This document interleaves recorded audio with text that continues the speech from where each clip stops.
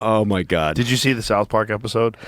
Which one? They did a Donald Trump one with Satan. No. It's fucking hilarious. I got it. I love the show. Is fantastic. I raised my 3 boys on that show, much to my wife's horror. But it's a great show. But I haven't seen that episode. When you think, like Bridget Fedesi had a funny quote, like when you think that they have reached the bottom of the highest level of not giving a fuck, they reach unseen levels. All right, folks, that is Joe Rogan, one of the biggest podcasters in the world, who interviewed Donald Trump, who endorsed Donald Trump, who presumably voted for Donald Trump, openly celebrating the brutal mocking of Trump by South Park, which has gone viral. Trump is reportedly pissed off, as is the Trump White House, as are many MAGA commentators who are clutching their pearls, very offended by how Trump is being mocked by famous satirists at the South Park. And we have to talk about this because it does get pretty personal, which is hilarious. But before we unpack all that, if you end up liking this video and you want to support the channel, please be sure to hit the like, subscribe, and alert bells before you go. All right, friends, I'm sure you've heard about the South Park thing here. I want to play one more clip of Joe Rogan, and then we'll dive a bit deeper. Where they tracked the 6 days it takes them to make the show. Yeah. Okay. This Trump event with Satan. Satan's back. Satan's upset at Trump. It's very funny. Okay, so again, he finds it hilarious, and again, it's taken the internet by storm. I got to say, full disclosure, I was never a South Park guy. I never actually watched a lot of South Park. The humor kind of went over my head. I preferred Family Guy and American Dad in terms of like dark humor, Archer. But like, yeah, South Park I didn't watch. I don't even watch Rick and Morty, and I know Rick and Morty is like this phenomenon, or Futurama or The Simpsons. So I had like very unusual taste, I think. Usually people say, well, if you like Family Guy and American Dad and Archer, why not Rick and Morty, Futurama, The Simpsons, and South Park? But just never appealed to me. But I am going to play this clip because it is funny. And of course, the fact that they're mocking Trump makes it even funnier. And think of the context here. South Park is owned by Paramount. And Paramount was the company that just bent the knee to Donald Trump, paid him $16 million over that bullshit lawsuit that Trump filed against CBS, which also is owned by Paramount. And the Trump administration just greenlit this $8 billion merger, okay? And South Park was like, fuck this, I'm not going to bend the knee, and I'm going to make fun of Trump even harder. I'm not in the mood right now. Another random bitch commented on my Instagram that you're on the Epstein list. The Epstein list? Are we still talking about that? Well, are you on the list or not? It's weird that whenever it comes up, you just tell everyone to relax. I'm not telling everyone to relax. Relax, yeah? No, I need counseling. You remind me more and more of this other guy I used to date. Like, a lot. Like, you guys are exactly alike. I love you. And so apparently after this, we're obviously not going to show you here. It could be a TOS violation. But after this, they show Donald Trump's penis in the cartoon, and it's quite small. Okay, that's where it gets pretty personal against him. Okay, now that's hilarious, and I think just as a general proposition, anything that viciously insults Donald Trump is objectively good because he's an authoritarian. I think it's objectively good to make fun of authoritarians in both, I suppose, more mundane ways, right, or the deeply vicious ways. I think that's okay. I think it's good. I think it's good to mock fascists because it undermines the power of fascists, the ability of fascists to be effective. It's why Adolf Hitler, loathed people making fun of him. It's why if you go to the realm of fiction, if you ever watch V for Vendetta, which is an adaptation of the graphic novels, the main villain in that movie, played by John Hurt, he's offended at the notion of satirist attack. Authoritarians tend to be thin-skinned, and they can't handle being publicly mocked. So good on South Park for continuing to dial up the heat. But Trump's not happy about it, nor are MAGA commentators like, for example, Tim Pool. So you have Joe Rogan, who is a MAGA podcast. Well, I shouldn't say a MAGA podcaster. He is MAGA friendly. He's MAGA adjacent. He interviewed Trump. He endorsed Trump. He presumably voted for Trump. Joe Rogan loves this shit, and he's openly celebrating it. Tim Pool, on the other hand, another major podcaster, wildly successful podcaster, much more MAGA, much more Trump aligned. He's not happy about it. Here's my bet. Colbert gets canceled because they were spending $40-50 million a year on anti-Trump commentary. But this straight-laced goody two-shoes BS does not work. They've been talking about how they need a liberal Joe Rogan forever. I'm willing to bet that these prominent liberal billionaires and corporate types were like, listen, why do people like Joe? Because he's edgy. He's off the cuff. He'll say things you're not allowed to say. How do we do this? Well, Colbert ain't it. Colbert is straight-laced and boring. It's on the nose. The South Park guys, $300 million per year they got in this deal. Wow. How does something like that happen? Here's my vision. They go to Matt and Trey and they say, we want you to go full-time South Park, mock Donald Trump, make him look bad. And they went, why? And they were like, we will pay you a lot of money. What's a lot of money? We will give you 30 million a year. We don't need 30 million a year. 50 million a year. Guys, we're rich. We don't need 50 million a year. Okay. 100 million a year. And like, honestly, what am I going to do with that? How about we give you 1.5 billion over 5 years? And then Matt and Trey were like, really? I imagine they were like, what do you want to do it? We want shock content that mocks Trump. I don't know, give me $1 billion. Done. And they gave him $1 billion. Now, I don't know if that's actually what happened, but it seems pretty obvious. The only problem is they're phoning it in. So Tim Pool alleges this wild conspiracy that they had to bribe these two. They would never make fun of Trump in this way. They had to pay him $1.5 billion, which is true. They did get a $1.5 billion contract. That part is true. But this idea that it was all predicated, like, you got to go after Trump relentlessly, and that they're phoning it in, he seems perturbed by this. Rolling Stone Politics reports the White House says South Park is, quote, not relevant, quote, hanging on by a thread, and, quote, a fourth-rate show. The $1.5 billion Paramount is reportedly paying for 5 years of streaming rights, and it begs to differ. So we will dive into that article in just a second, but CNN data analyst Harry Enton, he has some data to support the notion that South Park is still relevant, even if you personally don't like it, which, again, I'm not a South Park guy. Totally fair. Tastes are subjective. But is South Park irrelevant? Is it unpopular? Doesn't seem like it. Everyone's talking about it today. Look at the Google Trends. I mean, look, Donald Trump wants this to go away. He obviously hates South Park, but the American people are infatuated with the story. Look at this. Google Trends for South Park up 670% versus last week. It is the top topic searched with Donald Trump this afternoon. And I will note another person they one time put in bed with Satan was Saddam Hussein. Not exactly the comparison I think Donald Trump wants. That was the reference that Satan made in the clip. You remind me of somebody that I used to know.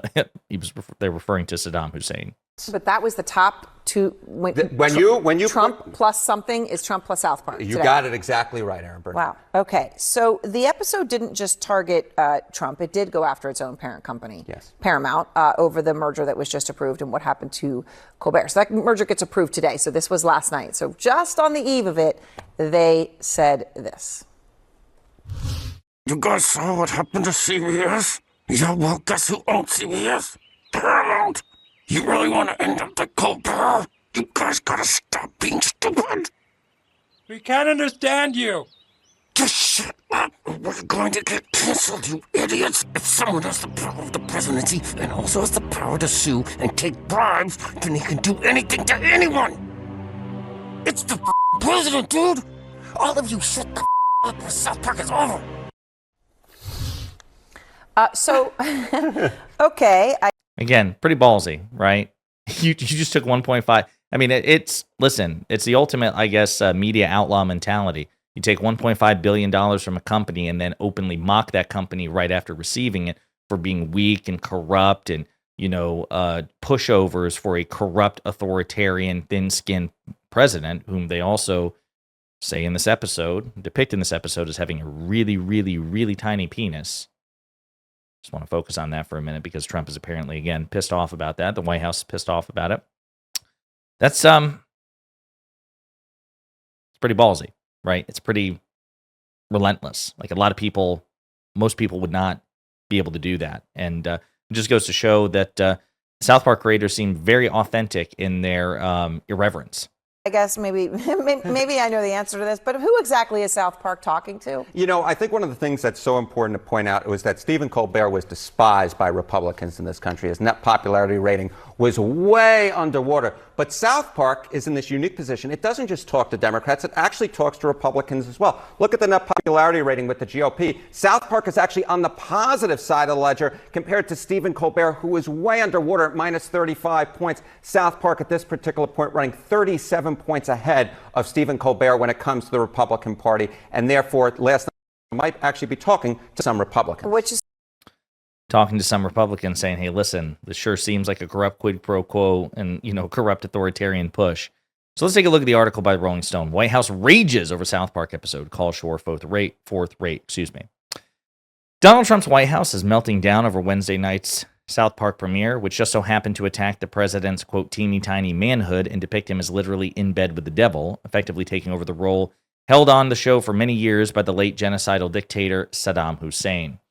Quote, the left's hypocrisy truly has no end. For years, they've come after South Park for what they labeled as offense, I think they meant offensive content, but suddenly they're praising the show. Trump White House spokesperson Taylor Rogers told Rolling Stone in a statement this morning. Quote, just like the creators of South Park, the left has no authentic or original content, which is why their popularity continues to hit record lows.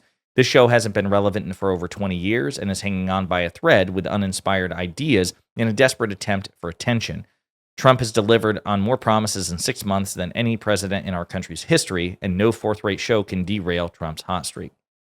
Now, again, I find that ironic. I know a lot of liberals and conservatives who enjoy South Park. I've not known, I suppose it's possible, intuitively, I guess, that perhaps some sensitive people who identify on the left have been clutching their pearls about South Park. I've just not heard that. But what's interesting is if you accuse the left of hypocrisy for that, then we can just accuse you, the right, of hypocrisy on that because you all love South Park, and now because it made fun of Donald Trump, you're bitching about it nonstop from a position of power. Sounds like, you're weak and pathetic, and you should be mocked. The episode came in just hours after it was reported that Paramount had agreed to buy the global streaming rights for South Park in a 5-year deal worth $1.5 billion. The twice impeached, repeatedly indicted president has for decades harbored intense, mean-spirited pop culture fixations, and that personality trait has not changed 6 months into a second administration. It would be easier to shrug off his celebrity obsessions as mere cattiness if waging war on late-night television and its corporate owners weren't an actual facet of his administration's sprawling project of authoritarianism and fear. Prior to the White House's statement, Rolling Stone had asked several Trump advisors if clips of the latest South Park episode had been circulating among Trump's staff. One senior administration official replied, quote, of course, noting how much their phone had lit up about it. A Trump advisor also said they'd seen it and that as a longtime fan of the series, they found it, quote, disappointing. Trump recently secured a hefty payout from Paramount to settle this meritless lawsuit against CBS's 60 Minutes, which, based on claims that the show selectively edited an interview with Vice President Kamala Harris, which, of course, we've covered extensively. The Paramount settlement comes as the outfit seeks regulatory approval for its merger with Skydance and appears to contain more than just a payout to Trump's library fund. According to Trump, the deal includes a $16 million settlement as well as $20 million, quote, from the new owners in advertising, PSAs, and similar programming. South Park specifically skewered the reported PSA arrangement on Wednesday. The episode concluded with an AI-generated PSA showing a fully nude Trump wandering the desert with a, quote, teeny tiny penis. So again, pretty brutal with Trump. Trump's not happy about it. I will also point out that the creators of South Park mock Trump further still with a sarcastic apology. Quote, we're terribly sorry. South Park creators respond with humor to White House anger over naked Donald Trump. South Park co-creator Trey Parker had the briefest of responses on Thursday to anger from the White House over the latest season premiere, which showed a naked Donald Trump in bed with Satan. Quote, we're terribly sorry, Parker said, followed by a long, deadpan comic stare. Parker was asked for his reaction to the fracas on the stage at San Diego's Comic-Con International at the beginning of an animated panel that also included his South Park partner Matt Stone, Beavis and Butthead creator Mike Judge, and actor Andy Samberg, who co-created the animated Digman. So, that's their response to it. Yeah, they don't give a shit. It's cool. I also want to look at this article by Politico, Trump's South Park problem. They said last year that they were done with Donald Trump, but they didn't know what more they could say about him. But in the return to the airwaves of Comedy Central stalwart South Park, the first episode since March 2023, the creators of the irreverent, long-running cartoon series just couldn't resist. Trump is skewered for his connections to Jeffrey Epstein and is depicted as a man who has lined the walls of the White House with naked photos of himself. He's also shown in a relationship with the devil, who is concerned that Trump is starting to act a lot like one of his former lovers, Saddam Hussein. It's quote, it's weird that whenever the Epstein list comes up, you just tell everyone to relax. Again, that was in the clip. It's the latest sign that Trump has lost control of the Epstein narrative and that the saga has broken Washington containment and permeated deep into popular culture. That makes it the worst kind of White House mess. South Park, which has aired since 1997, has over the years become a boundary-pushing comedic touchstone. It has mercilessly mocked political figures, including Al Gore, Democrat, George W. Bush, Republican, Barack Obama, Democrat, and Hillary Clinton, Democrat. It frequently offends viewers of all political stripes. Among other things, it portrays the devil as sensitive and emotionally mature and regularly critiques organized religion, and it remains an essential part of the American comedy landscape. Its creators Matt Stone and Trey Parker just signed a 5-year deal with Paramount, reportedly worth $1.5 billion. The show, which isn't explicitly ideological and is more anti-establishment in tone, often delighting in puncturing political correctness, has gone after Trump before, but not so clearly or directly. It's the latest attack on the president puts it in the company of many other comedians or online influencers that have been teeing off on Trump over Epstein in recent weeks. Prima facie evidence that Trump has misread the priorities of young men who powered him back into office. And it goes on like that. But folks, yeah, this is it's pretty funny. I did want to weigh in on the South Park thing, but obviously there were other things to report on at the time, or to discuss at the time. But yeah, this clip has gone viral. It's all over the place. Trump's pissed off about it. The Trump White House is pissed off about it, publicly and privately. And despite that, the creators of South Park are just mocking him even more, in addition to the vicious mocking that they give him in the clip. And MAGA-friendly podcaster Joe Rogan is openly celebrating this, even though other, more MAGA successful podcasters like Tim Pool are obviously triggered. In the meantime, let me know what you think in the comments.